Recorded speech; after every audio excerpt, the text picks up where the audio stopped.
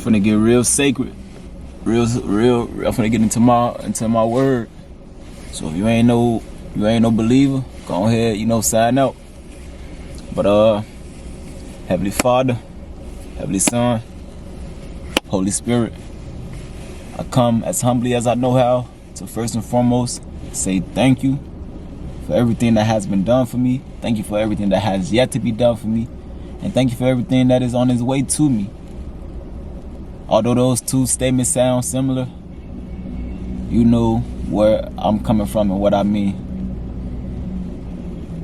At this very moment, I would like to say thank you for this opportunity that I have been given, that I have seeked out for, and that I have been granted. I want to say thank you for it. And as I embark into this journey to, be a form of inspiration, a voice for the unheard, a voice for the unseen, a voice of change, I want to just ask for, the courage. I want to ask for endurance. I want to ask for, the proper help me, critique the proper message so that I could inspire, so that I can sway, so that I can, motivate and things of that nature, so that I can possibly get another opportunity next week or later on down the line, similar to it or connected to this or even somewhere else from somewhere else. Heavenly Father, I just want to say thank you for giving me this opportunity. Thank you for giving me this preparation for what's coming. I want to just first and foremost again say thank you. And also I want to just, ask for those ears that will be listening to hear where I'm coming from and to understand where I'm coming from and to understand that this is a genuine passion, a genuine concern, I'm being as genuine as possible. I'm not coming with no hidden motives and things of that nature. My sole purpose is to advocate for those that may not have a voice or may have lost their voice to violence and whose story was not capable of being told on their behalf because they succumbed to their to their wounds. They met their demise due to their tragic incident that they experienced. And by the grace of God, I was given the opportunity to be a voice and be someone to have the capability or the chance to vocalize how my experience made me feel and tell my side of the story and claim my innocence and also claim my victory over the situation. So Heavenly Father, as I go into this building today, I just want to ask for guidance. I want to ask you to be with me every step I take. I want to ask you to grab my hand and guide me, and allow me to utilize all the skills and techniques that I have built up over the years at this very moment, in this very moment, during this very event. Allow me to utilize them. Allow me to understand that I'm far from perfect, and I may make mistakes, Heavenly Father. I want that to be instilled and be understood in me, that I have to be okay with the mistakes that may come about.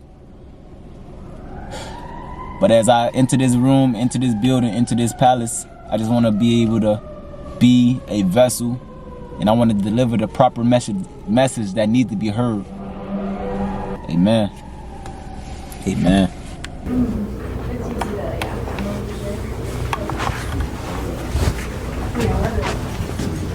If y'all was curious about the pins in front of you guys, I got to take one pass it around for you, bro.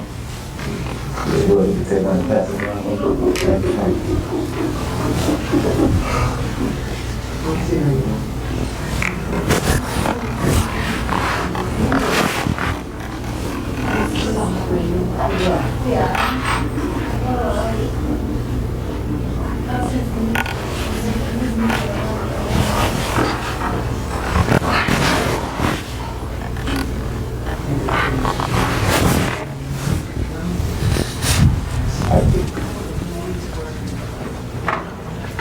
He finally. Yeah. You guys said there's a And if the question is kind of hard to understand right now, I'm pretty sure at the end of our, delivery or whatever, you guys get a better understanding of what the questions mean.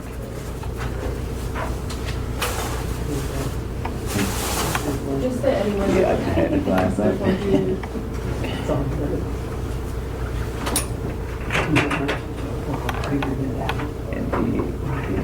most definitely. could for that if we go through the motions, you know? Go through the motions. And the good thing about it is it's never too late to maneuver or pivot, make a change. Never too late.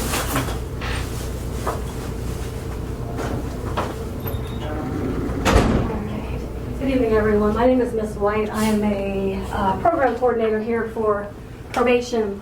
Everyone in here should be here for the victim impact panel, correct? Yes. Nobody for any other class? All right. A couple of housekeeping things. There are 2 restrooms behind you. If anyone needs to use the restroom, I ask that you do that now so that you don't disrupt the presenters when they're presenting. So if you need to use the restroom, do so now. No cell phones. If you can put those on vibrate. I ask that you give the panel your undivided attention. The more interaction, more attention. Hopefully we'll get out of here soon.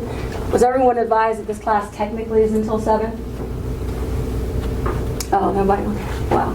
Technically, the class is until 7, 5:37. However, we're going to try our best to get you guys out of here as soon as possible. I do ask for your utmost respect, again, okay? I know it's been a long day. Some people work, might get sleepy. If you feel yourself getting sleepy, all I ask is that you stand up and just stand in the back, okay? So, other than that, we have Casey Klug. She is a victim advocate with the prosecutor's office. And then we have Miss Colleen, yes, and then we have Ronzel here. So they will move forward. We'll start with Miss Colleen, I think, and then we'll keep going. All right. Hi everyone, my name's Colleen. We were just talking up here. I did this a couple months ago, and my crime was almost 40 years ago. And I've been in a lot of therapy. I volunteer with Victim Witness. I talk to a lot of women that have been raped. I'm in recovery. Most women in recovery have been sexually assaulted. And I would have told you that I'm okay. I'm okay. Yeah, I think I'm pretty good with what went on that long ago. Ma'am, step out with me, please. Well, hello everyone. My name is Ronzel Lee. I'm a student at Wilberforce University. And unfortunately, back in 2016, August 6, 2016, I was a victim of gun violence from being at the wrong place at the wrong time. As the times went on, as the years went on, I dealt with the turmoil of getting shot, getting shot 3 times. It was almost like assassination to me, simply because the way that it played out, it was like it was so close of a, like it was like he was in front of me. Like when it occurred, he was literally in front of me with the gun. I ran, tried to hide. He came over where I was hiding at and stood over me and shot all the bullets he had in the chamber. And by the grace of God, I only got hit 3 times on the lower level of my body. But if that young man had aim, I could have been dead. I could have been out of here. But by the grace of God, I made it through that. And again, as the years went on, I dealt with it, and I got into this point by, just going through the motions and dealing with it on my own. But what I'm trying to say is, however, I eventually discovered who shot me.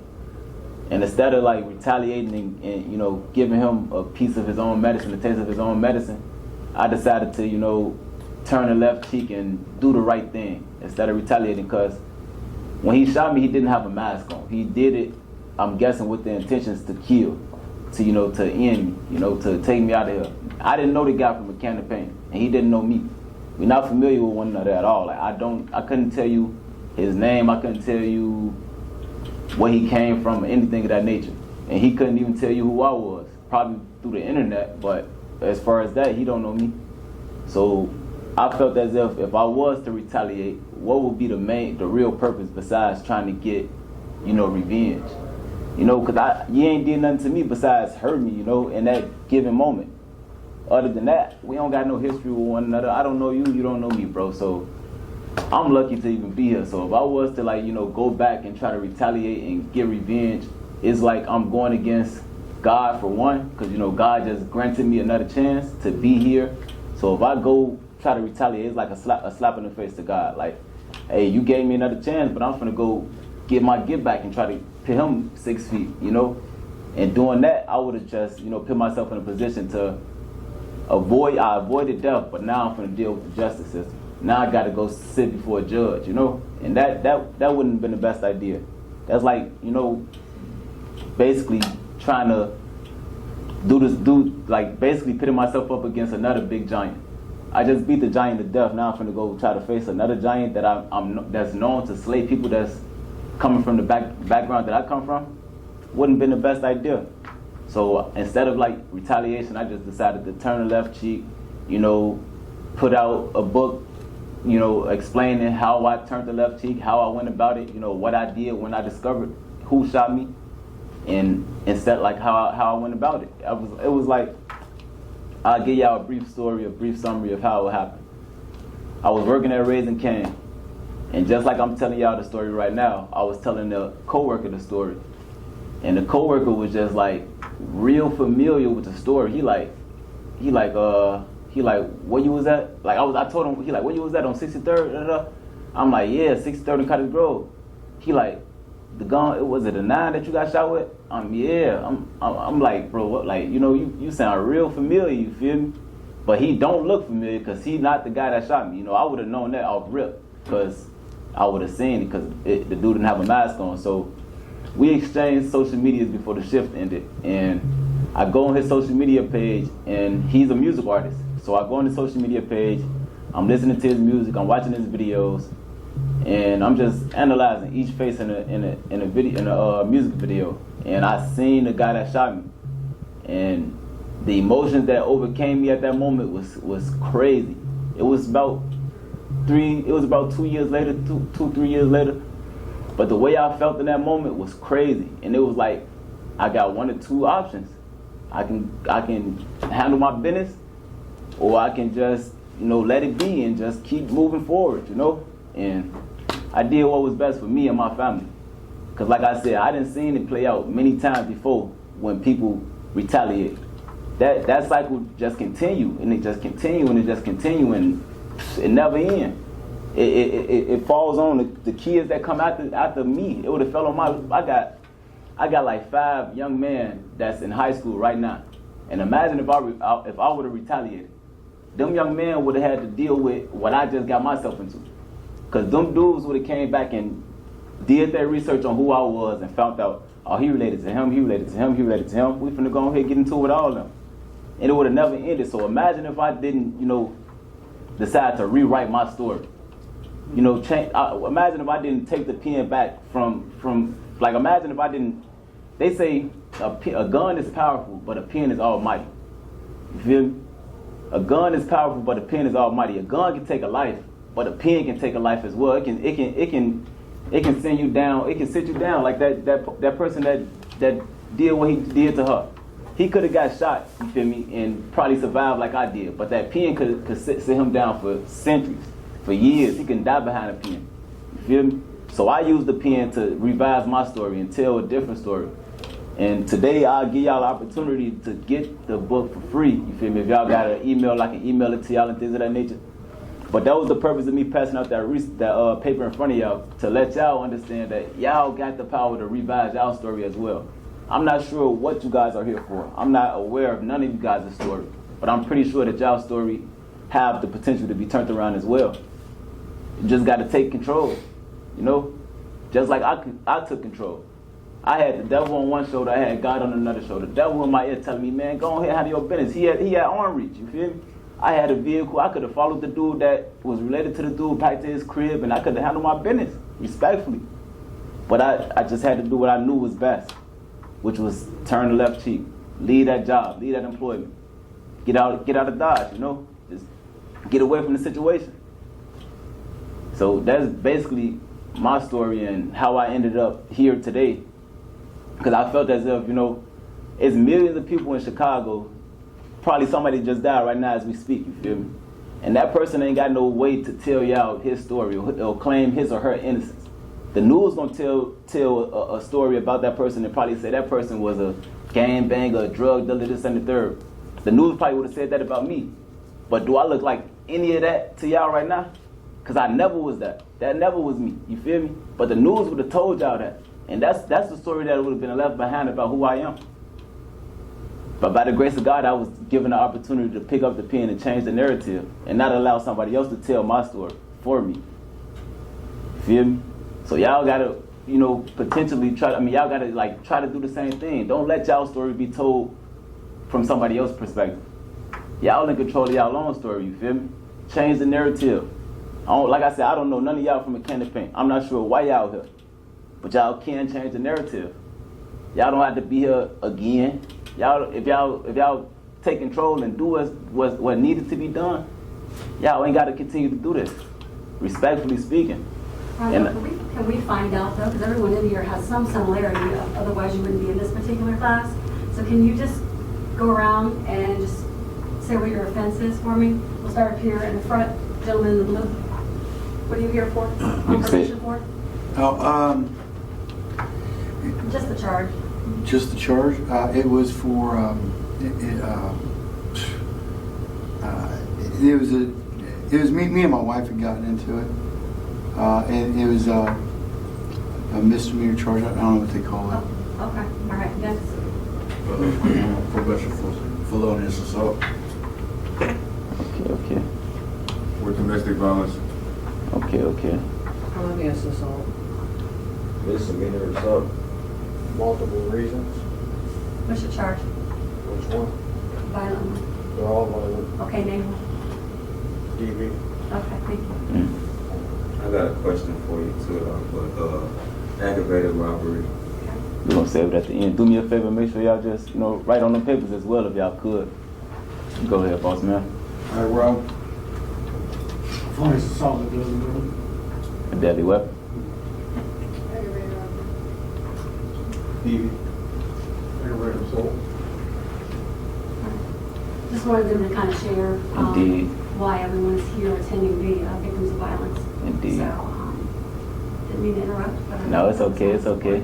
Yeah, that's just a chapter right now, though. All that, them the title. That's the title of the current chapter. That's the title of y'all current chapter. But it don't have to be the entire. It don't have to be the rest of the book. It can end there. It can end here. If y'all can go out this door today and make different decisions than y'all did to end up in this position. It's just a chapter. Don't let it be the rest of the story. That's all I got to say, man. I got a question for you. We can, Mark, where you gonna go? You can ask. Okay. My bad. I've been shot. What's your name real quick, bro? My name is Travell Dugan. Travell, nice to meet you. Nice to meet you too. I've been shot before. Mm-hmm. How do you deal with the PTSD or the loud pops? Because I still have a problem with loud stuff going off around me. I don't care if you dropping something, it's the loudness of it, and I still kind of duck a little bit. I'm gonna be honest with you. I'm immune to it, bro, because I'm from Chicago, so I hear it. I've been hearing it before I even got shot. I was a shorty and living in the complex, and I'm looking out the window and the AK-47 going off into the sky because it's a block party on the block. Yeah, I'm used to it, you feel me? So I still deal with the PTSD though, for sure. I still twitch at times. I still, have flashbacks, but it's like this young lady. It's a never-ending cycle. You got to continue to, just go through the motions, and eventually it'll get better. Eventually it'll get better for sure. Casey, if you want to chat for a few, and then we'll have them work on the information, and we'll wrap it up. Alright, well, hi everyone, I'm Casey. As was mentioned, I am a victim advocate at the Montgomery County Prosecutor's Office. So a little bit about my role and what we do at the Prosecutor's Office in Testimonies. We help anyone and everyone who needs help. So if they're, in need of resources, counseling, anything like that, we're there to help. I respond to area hospitals, to victims of sexual assault, and I'm there for them as they get their SANE exams done. I'm basically just a resource and someone to, be there during a really tough time. I will leave some brochures here at the end of this, because Victim Witness is here to help anyone in here, even if you just want to talk. We have a 24-hour crisis line kind. So we're always there as a resource and as a support just for the community. I will say I got into this role a couple of years back. So when I was 16, I was also the victim of a crime. I was in high school, and one of my close friends that I went to high school with had invited me over. I begged my mom to let me go over there, and she said that was fine. His dad was going to be there. And then when I got there, things pretty quickly went badly. I was sexually assaulted, and you know, I came home, I told my mom what happened. She took me to the police station that night, and essentially the police officer that I spoke with said that it was a he said, she said situation.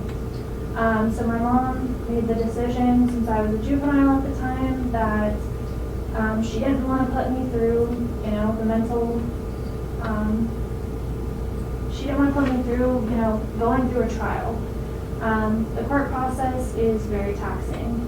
Both emotionally, you know, it's a long process. It's not an easy thing to go through. So I kind of had to deal with that on my own as a kid. You know, I thought that that was going to be closed and done and over with. And then a couple years later, a tweet actually was sent out.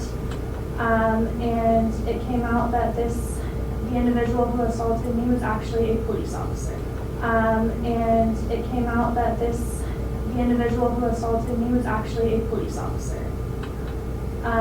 And so I had made the decision to go and speak with the police officers and just tell them again what happened.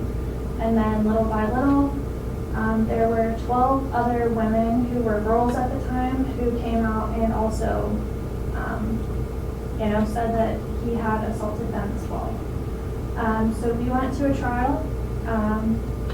I was in court on the other side of the witness stand. And victim witness actually was there for me during that time, and they were such a support to me.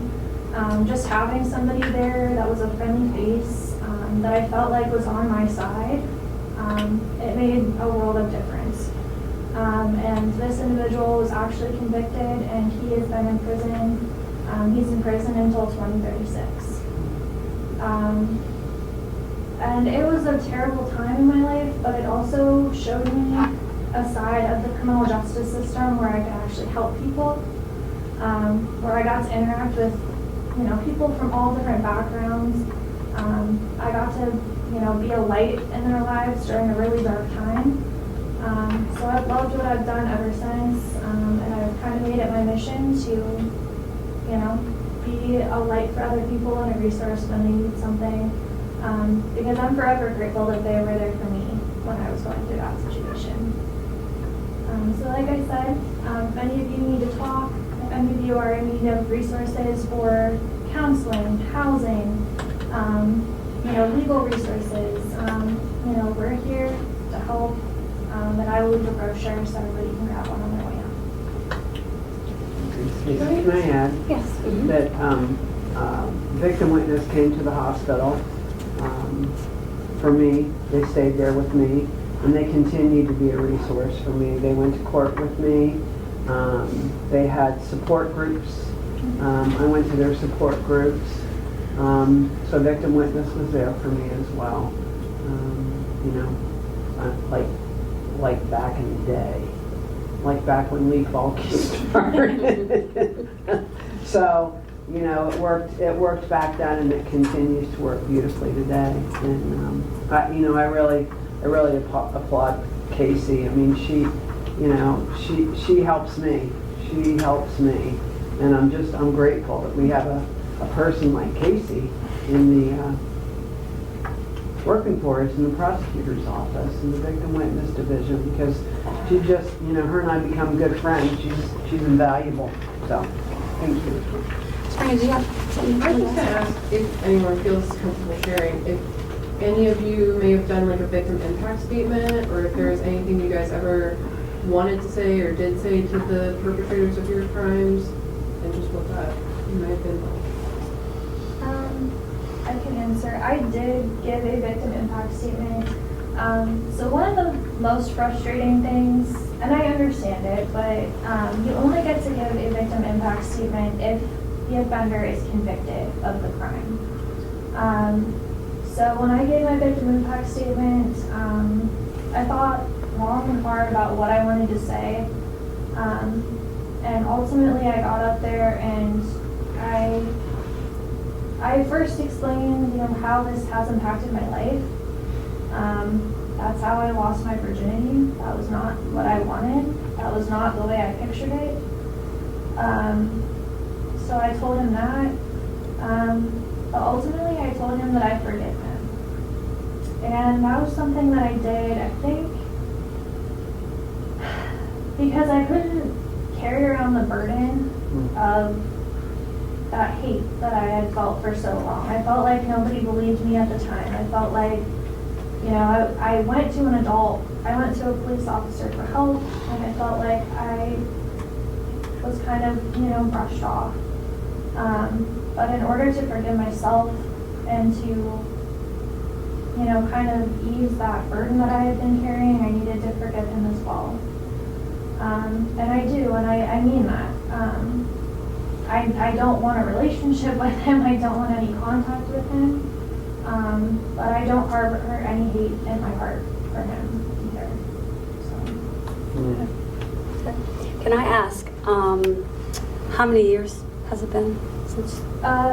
This occurred in 2014 that I was assaulted. I graduated in 2016, and then I've been at the prosecutor's office since 2021 now. Okay, so you said 2014? Yes. Okay, and 40 years, you mentioned Colleen.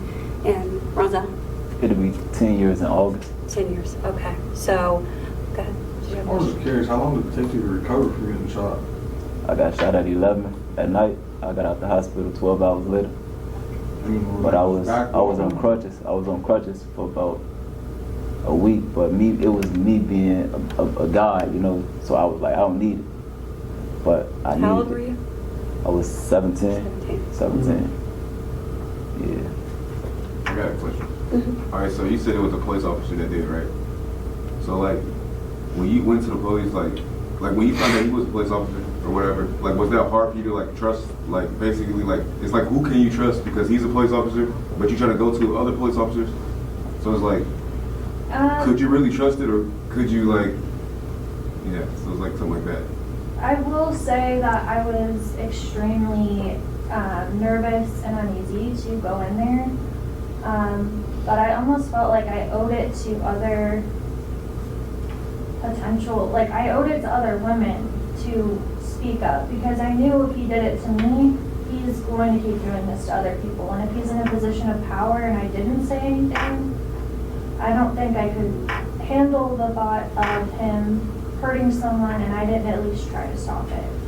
But I will say the police officer that I spoke with, she was the most amazing detective I've ever spoken with. And she immediately was just validating, and she was kind, and she said, you did the right thing coming in here, and that was just something I needed to hear in the moment. And I don't think I could have asked for someone better to talk to me after all that time had passed. And I think that speaking to what Casey's talking about and being a victim advocate after what you've been through speaks a lot to why people get into the profession that they get into, right? And we all look different. These are all victims that look different, right? So I'm a probation officer, and I also was a victim of a violent offense. So it was an attempted murder-suicide and an 8-hour standoff at my house.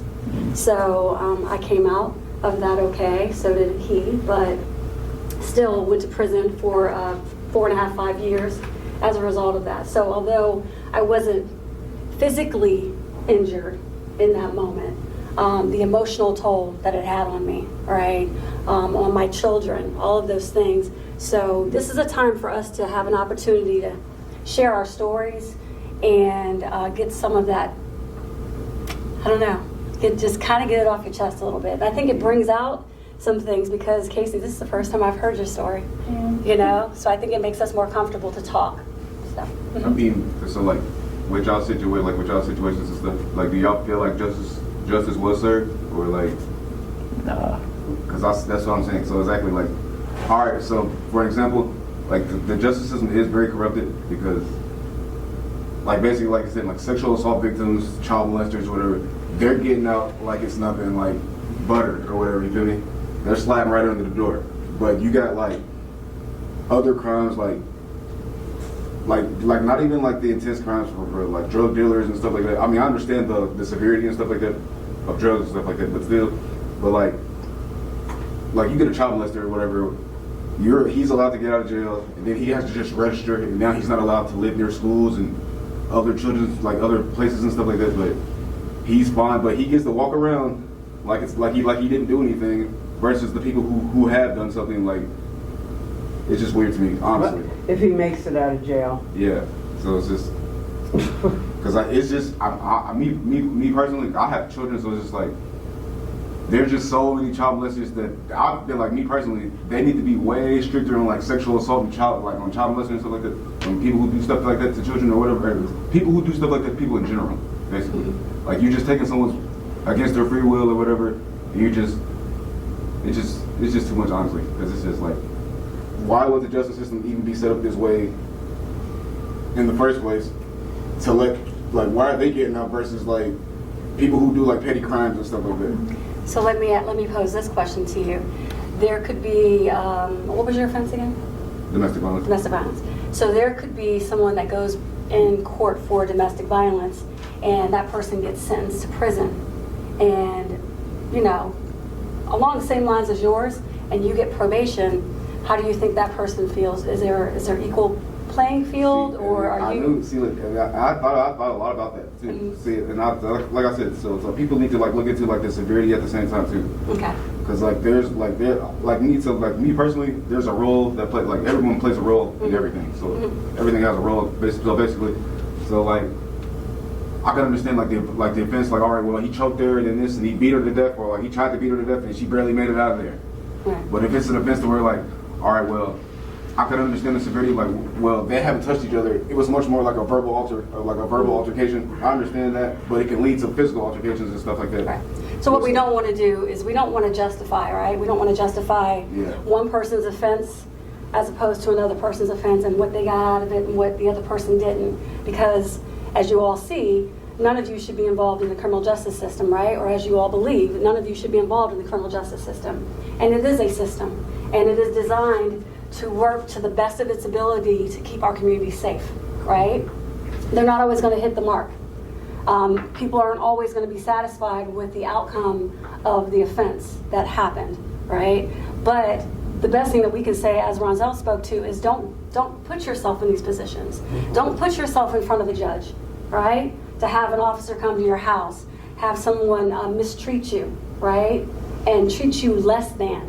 Don't put yourself in those positions, and we don't even have to talk about which one's fair and which one's not, right? So we want to prevent this from happening again. Like, okay, so like life not fair. So like he said, basically like the wrong place at the wrong time. Okay, like I understand the concept of that, but like, for example, like the little girl that was sleeping in her house, and some dudes, like, they didn't have anything to do with it or whatever. The little girl didn't have anything to do with this. She would just sleep in her bed, and she still got straight bullets. So it's like, how could you really be in the wrong place at the wrong time when you're doing what you're supposed to do, and then someone comes along? It's just people with, like, basically like the thinking, basically, because I don't consider it wrong place at the wrong time. Basically, you're there because you either wanted to be there or you need to be there or whatever. So it's like, like I said, you could be driving down the street, somebody shoot at you. You could be walking down the street, somebody. It's just the people's intent, basically. So it's just like you could be doing what you need to do. Like, for instance, right here, I'm not saying like it could happen or anything like that, but who's to say like it could be like 20, 30 minutes, could storm in here and like lay us all down or whatever. Like, for instance, like that. Right. So I get you. You're kind of differentiating life just happening. Things just happening in life, right? It does. There's no control in it. But in these situations, there was some control, right? There's some things that could have happened, but we want to focus on moving forward, right? And focus on not seeing you guys in these situations again. right? Bottom line. Because we can play this out all day, you know, all the scenarios, and it drive us crazy. So with that, I think, Ronzel, did you want to speak a little bit more about the handout and having them? Sure. I seen a few people writing. If you would like to share, that'd be great. Well, I don't know if anybody was really writing because they were paying attention to No, he didn't write. You didn't write? Yeah, he wrote. Okay. Yeah. Is there anything? What was your question? No, what was the question on the paper that you had, the prompt? It says, how different would you be if that one moment never happened? Would you like to share or would you like me? You want to be with her? You can go ahead. We'll do this the right way. So my name is Kyle. You can't tell I've been in prison a couple times. So I get out of prison. I'm in a gang. I did all the gang shit. Run with the gang on the streets. I get obviously with the gang shit. We start selling drugs, doing everything we got to do to make some money. Turns out, my spirit wasn't feeling it. I'm just like, you know what? I just did 10 years to get out and do the same thing that put me back in prison. So I'm like, it's not feeling it. So I'm like, there's something right. I can't keep doing this. I can't, you know, and you fight with yourself because you know what you're doing is wrong. And you just got out of prison for doing the same thing that you're doing now. You get out, you're like, man, I don't want to keep doing this because it's going to give me the same results. It's going to give me the same path I just was on. And I'm fighting with myself, I'm fighting with her. I'm like, I can't do this no more. So I went to break up with her, but she still wants to live this life. She want to be a gangster too. I'm trying to leave, so guess what? I got the pack, I got the money. She ain't trying to quit, I'm trying to give it up. I become the motherfucker she's going to take up top. Fuck me, she want that shit. So her friend comes over, and her little girlfriend is just two bitches. And I'm over here like, I'm just, no offense, like, Yo. Hey, that check dropped, man. That check just dropped. I'm at the bank, gonna go pick it up. So I'm gonna come back and let y'all see how that speaking engagement money look like. You feel me? I'm gonna go ahead and pick my check up and come back out. I'm gonna let y'all know how that speaking engagement money look like. I'll be right back. I'm finna try to take the y'all might can hear the interaction. I'm finna go in there though. Right back. We're little off the ground. I don't see nothing wrong.